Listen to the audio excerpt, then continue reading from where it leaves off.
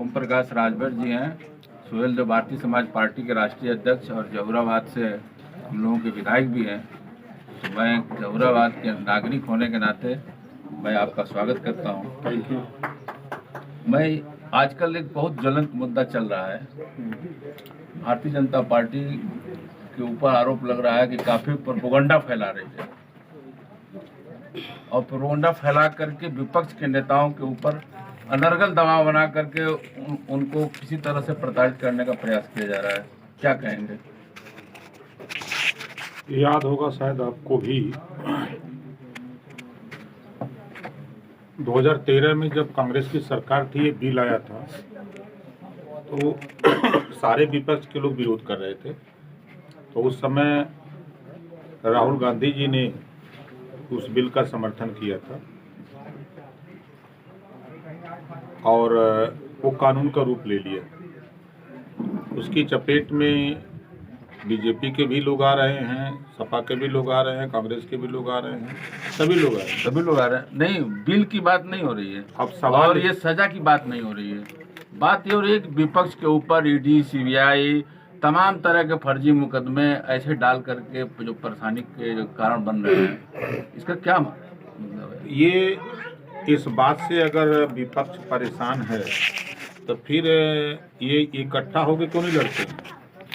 आप अपने को विपक्ष में मान रहे हैं कि सत्ता पक्ष में? हम तो अपनी पार्टी के राष्ट्रीय अध्यक्ष हैं, नेता सदन और नेता प्रतिपक्ष, दो लोग हैं। उसके बाद हम लोग छोटी पार्टी वाले, हम लोग विपक्ष में हैं, अपने बैठते हैं। तो आप भी तो उस श्रेणी में आ रहे हैं। मैं क्या करूं? मैं तो कह रहा हूं कि भाजपा को जिताने के लिए समाजवादी पार्टी काम कर रही है। आप बताइए कि केसीआर आकर के यूपी में कई वोट दिलाएंगे, ममता जी आके कई वोट दिलाएंगी, और ये लालू जी आके या तेजस्वी आके कई वोट दिलाएंगे? जा रहे हैं बंगाल में स्टूल पर बैठ रहे हैं, नहीं और जाते मायावती के यहाँ बैठते तो कुर्सी मिलती, 15% वोट मिलता।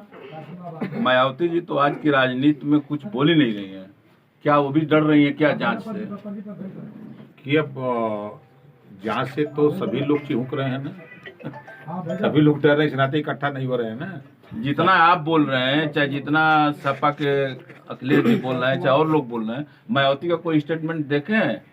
मायावती जी कोई नई बात थोड़ा है, आज थोड़ा नया है कि तो उनके पास बिना बात किए कौन जाएगा? अरे भाई, टेलीफोन है न, मोबाइल है न, सिस्टम है, नेताओं से मिलने के लिए उनके यहाँ प्रोटोकॉल है न, उनके यहाँ पीआरओ हैं, टेलीफोन ऑपरेटर हैं। तो मतलब मायावती जी को आप आज के राजनीतिक परिवेश में सबसे बड़े हैसियत मानते हैं कि पहले आप हाथ बढ़ाइए उनसे बात करने के लिए? नहीं, मेरा वो बड़ी हैसियत नहीं, एक छोटी छोटी ताकत मिलकर के बड़ी हैसियत बन जाती है। आप जैसे देखिए, यूपी में बड़ी ताकत भारतीय जनता पार्टी, लेकिन छोटी छोटी ताकत जब इकट्ठा हुई, अम्बेडकर नगर, आजमगढ़, गाजीपुर, मऊ, बलिया जैसे जिलों में बड़ी ताकत का सफाया हो गया। मेरे कहने का तात्पर्य कि आप वहां जा रहे हो, प्रयास कर रहे हो, जिनके पास वोट नहीं है। यहाँ आप कांग्रेस को पकड़ो, मायावती को पकड़ो, नीतीश को पकड़ो, लालू जी को ले लो, ममता का ले लो, केसीआर को लेके पहुंचो मायावती के यहाँ। ये जो आज बैठक लोग कर रहे हैं, तो हो सकता है राष्ट्रीय स्तर पर इन लोगों का गठबंधन बनता हो कि मैं अपने प्रदेश में ऐसा लड़ लिया जाए। और लड़ के का उखाड़ लेंगे? अभी तो आप बताएंगे ना। कुछ नहीं कर सकते, फिर ईडी सीबीआई से चिमके रहेंगे और दुबुक का भीतर चले जाए कमरा में। तो ईडी सीबीआई का जो डर है वो सही प्रयोग किया जा रहा है कि गलत प्रयोग किया जा रहा है? स्पष्ट में बोलिए। नहीं, स्पष्ट में आपने नहीं सुना? सुप्रीम कोर्ट ने कहा था ना, जब कांग्रेस की सरकार थी तो सुप्रीम कोर्ट ने कहा कि सीबीआई तो होता है। जब कांग्रेस को जरूरत पड़ी तो वो ईडी सीबीआई का इस्तेमाल किया। आज भाजपा को जरूरत है तो वो इस्तेमाल कर रही है, तो काहे को दर्द हो रहा है?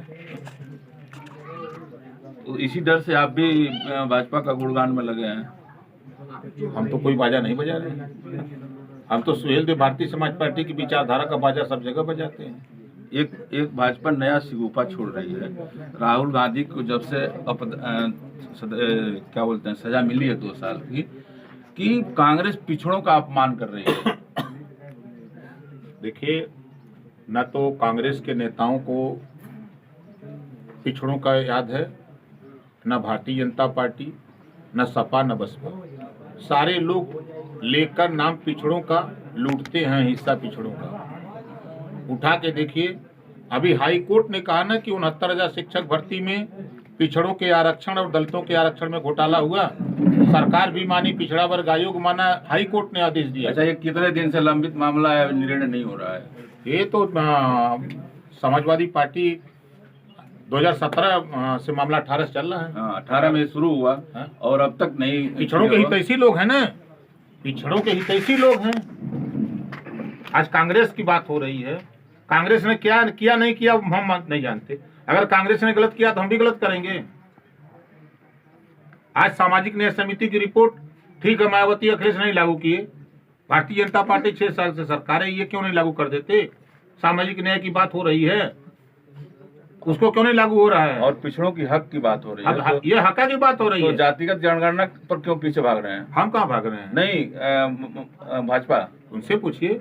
दुर्भाग्य इस बात का है कि जो सवाल सत्ता पक्ष से पूछना चाहिए, आज वही सवाल पत्रकार भाई विपक्ष से पूछ रहे हैं। यही सही बात, यही दुर्गति है। हाँ। ये सवाल आपका सत्ता पक्ष से पूछने का है, लेकिन आप लोगों का सवाल विपक्ष से शुरू हो गया है। यह सवाल आपसे इसलिए बनता है कि रह रह करके आप गुणगान कर देते हैं। नहीं, देखिए सही बात तो मैं बोलूंगा, सही बात तो बोलता हूँ। नहीं, सही बात में इस समय आप अखिलेश का कहीं तारीफ नहीं करते। नहीं, क्यों तारीफ करेंगे, बिल्कुल करते हैं। आप पूछिए। जैसे किस मुद्दे पर? नहीं, जैसे मुद्दे पर विकास की बात अगर होती है तो जितना विकास कांग्रेस ने किया, देश में फैक्ट्री लगाया, नौजवानों को नौकरी दिया, देश में रेलवे स्टेशन बनाया, सड़कें बनाई, उतना काम कोई पार्टी नहीं कर सकती, कोई पार्टी नहीं कर सकती। मैं दलित चैलेंज के साथ कहता हूं, आइए मायावती के यहाँ, बहुजन समाज पार्टी, चलिए लखनऊ, नवाबों की धरती बना दी है मायावती। 10-90 खड़ा होइए, चारों तरफ मायावती दिखती हैं। नीचे उतरिए, अखिलेश यादव गुमती रिवर फ्रंट दिखते हैं। चलिए आगरा एक्सप्रेस वे, अखिलेश जी दिखते हैं। आइए पूर्वांचल, अखिलेश योगी जी दिखते हैं। जाइए बुंदेलखंड एक्सप्रेस वे, योगी जी दिखते हैं। आप देखिए जो है गोरखपुर और link Purvanchal express way, Yogi ji का बन रहा है। अभी कल मैं जा रहा था लखीमपुर खीरी कार्यक्रम में, कम से कम 500 गाड़ियां खड़ी थी। अब पशुओं के उपचार के लिए गाड़ियां आएगी उनके दरवाजे तक इलाज करने के लिए। ये उपलब्धि है। अब इसमें अब आप समझिए कि भाजपा का गुणगान है कि कांग्रेस का है कि बसपा का, सपा का है। जो आप इस तरह से बताए हैं तो इसमें तो सभी विकास किए हैं। कौन नहीं? अच्छा, एक पार्टी का नाम बताइए जो आजादी के बाद बनी हो और वो कहियो कि हम विनाश करेंगे, जनता का हम विनाश करने के लिए सरकार बनाए हैं। तो जो प्रधानमंत्री जी कहते हैं कि 70 सालों में, ये भी भूल जाते हैं कि इसी 70 साल में हम जनता पार्टी के सरकार में शामिल रहे हैं। हमारे अटल बिहारी वाजपेयी भी सरकार में रहे, 5 साल 6 साल है, 6 साल। उनको भी नजरअंदाज कर देते हैं, एक लाइन में मारते हैं, 70 साल में कुछ नहीं किया। देखिए, नेता जब बोलते हैं, माइक पकड़ते हैं ना, तो दाहिने बाएं नहीं देखते, सीधा झोंकते हैं। समझ रहे हैं ना? निकाय चुनाव अकेले अपने दम पर लड़ने की तैयारी में लगे हैं। आधी आबादी को हम समझा रहे हैं। अभी 4 मंडलों में हमने कार्यक्रम किया है। उसके बाद विधानसभा का सत्र शुरू हो गया, फिर उधर चले गए, अब उधर से लौट के आए हैं, तो फिर अब जुगाड़ बना रहे हैं। कोई गठबंधन तो होगा जब टाइम आएगा तब ना कि भैया। तो मतलब किधर हाथ बढ़ा रहे हैं? और पहले तो ये पार्टियां वाले गठबंधन करें, चल सन्यासी मंदिर में फिर करेंगे कि जैसा समय चल ओम प्रकाश मंदिर में? जैसा समय आएगा वैसा करेंगे। जैसा समय, हम तो समझा रहे हैं ना, अखिलेश जी को समझा रहे हैं, जब उनके साथ थे तब तो समझा रहे हैं। लेकिन नीतीश को पट से मिलो, मायावती जी से नहीं मिलती है तब भी ठीक है, मिलती है तब भी ठीक है, साथ आती है तब भी ठीक है, नहीं आती है तब भी ठीक है। जाओ तो सही। आज जरूरत है सारे विपक्ष को एक होने की। जैसे रोना रो रहे हैं तो काहे रो थोड़ा सा? क्यों रो रहे हो? आओ एक जगह। आप सारे लोग एक जगह हो जाएंगे तो हरा देंगे बीजेपी को। बीजेपी कहाँ जीत रही है सर? पूरे देश में यूपी बचा हुआ है, खाली यूपी बचा हुआ है। आप बंगाल में नुकसान हो रहा है, झारखंड नुकसान होगा, बिहार नुकसान होगा, दिल्ली नुकसान होगा, पंजाब नुकसान होगा, राजस्थान नुकसान होगा, कर्नाटक नुकसान होगा, महाराष्ट्र नुकसान होगा। 82 सीट ने ज्यादा जीतल बा 2019 में। होता ना था 3-4 स्टेट को किया खत्म करिए, खाली ये बचल यूपी है। यूपी में ये का नाम मायावती, अखिलेश, नीतीश, कांग्रेस इकट्ठा हो जाते हैं, इन्होंने 50-60 सीट जीती। ये ओम प्रकाश राजभर का संदेश है कि एक हो जाओ तुम लोग। हम तो बराबर कहते हैं कि बिखरा हुआ विपक्ष कभी मुकाबला नहीं कर सकता, कट सकते हैं। बहुत बहुत धन्यवाद।